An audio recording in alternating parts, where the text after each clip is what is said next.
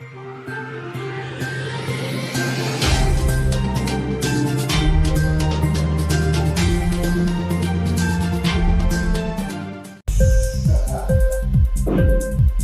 TV prime time news కి స్వాగతం.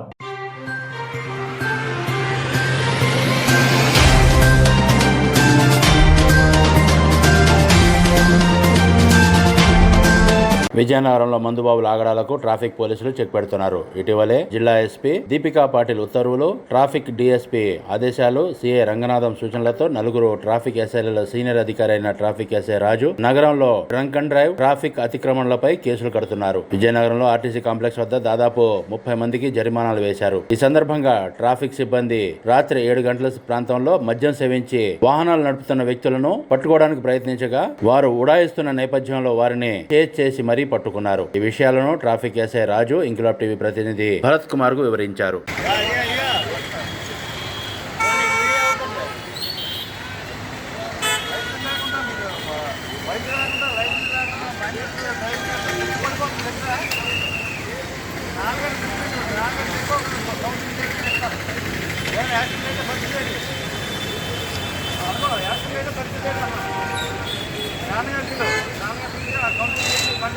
బండి ఉన్నాయి